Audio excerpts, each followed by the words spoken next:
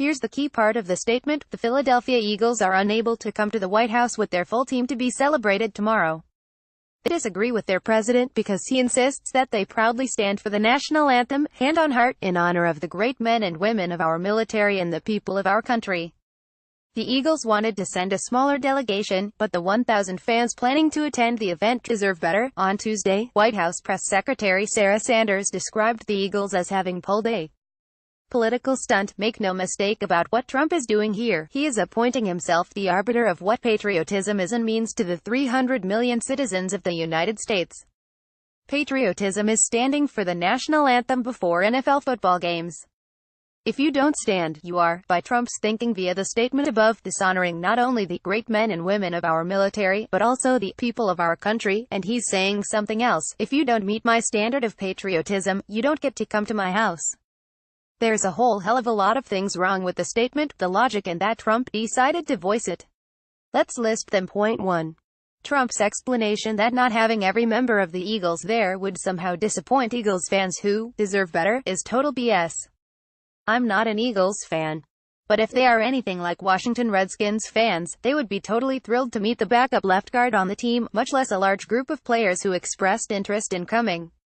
Trump is hiding behind the "I am doing the fans a favor" excuse to play some politics here. Plain and simple. Point 2. Trump doesn't own the White House.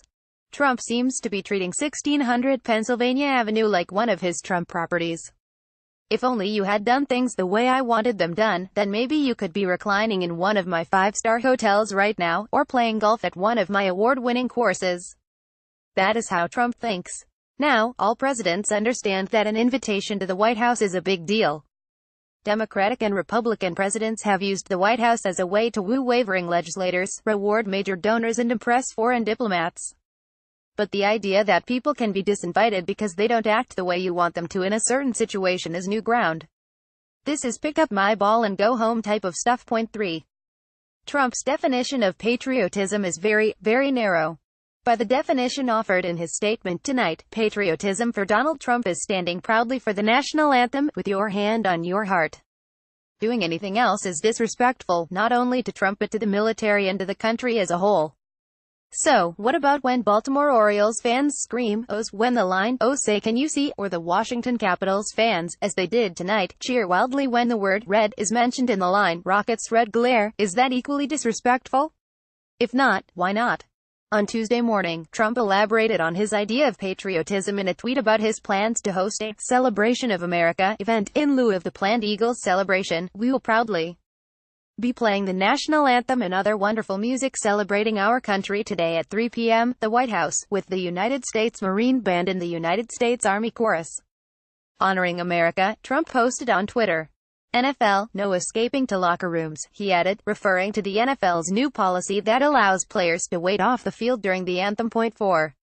Trump thinks patriotism must equal unwavering loyalty to his view of the national anthem. If you take Trump at his word in the statement released Monday night, the only way that you can show love and appreciation for those who have fought and died for our country is to stand with your hand over your heart during the playing of the national anthem.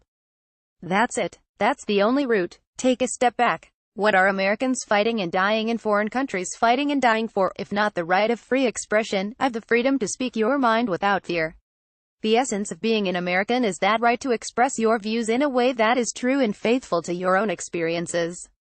The key to the success of American experiment is a belief that our melting pot of over 300 million people and their experiences gets it right only when we listen to other views and value those views, just as we value our own opinions.